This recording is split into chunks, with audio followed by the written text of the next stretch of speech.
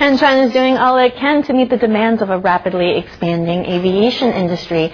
It's also looking overseas for new methods to boost the quality of service at all levels. Here's Zheng Jingfeng again to report on a new program that brings U.S. expertise to China. The U.S.-China Aviation Cooperation Program has launched its third round of executive management development training. The initiative was launched in 2006 by China's aviation watchdog and aviation authorities and firms in the United States. It is a long-term program training officials and executives in China. This year, 34 individuals will take part in a range of programs in both Beijing and the U.S. These programs will focus on leadership skills, aviation safety, the management of human resources, and air traffic control.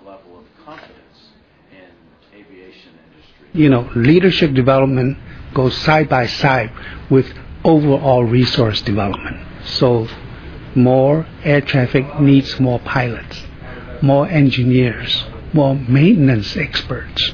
And China is dedicating a lot more resources in this area. If you go to Civil Aviation University of China, or you go to the Civil Aviation Flight University of China, you will see China is investing enormous resources in developing more pilots, more engineers. But this is a long-term program. For the time being, it is acquiring resources in the right way to adapt to its need. I think it is doing the best job that can be expected.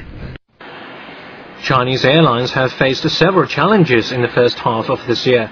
First half net profit for China Eastern Airlines dropped to 28.5%, while that for Air China also dipped 1.4% from a year ago.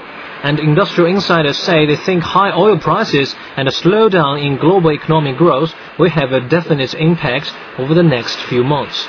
But others say they remain confident in the future of China's aviation sector as long as managerial levels are raised and operational costs are cut. This has been a very difficult time for the aviation industry and the economy, the world economy as a whole. The cost of fuel, for example, which is the baseline cost, unfortunately for airlines, has gone up so quickly that nobody had anticipated that. And so that certainly had an impact. Some of the procedures that we're talking about, some of the cooperative opportunities that we're talking about, deal with matters related to the environment, for example.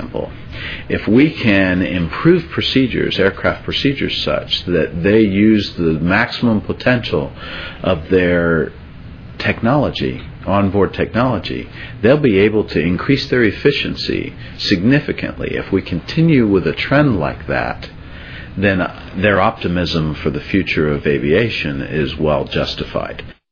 China may have held a world-class Olympics, but it will face a new series of challenges if it wants to bring its aviation industry to similar impressive standards. But it will not able to do that without big upgrades in management to all levels. And that's the whole point of this program. Zheng Jingfeng, CCTV, Beijing.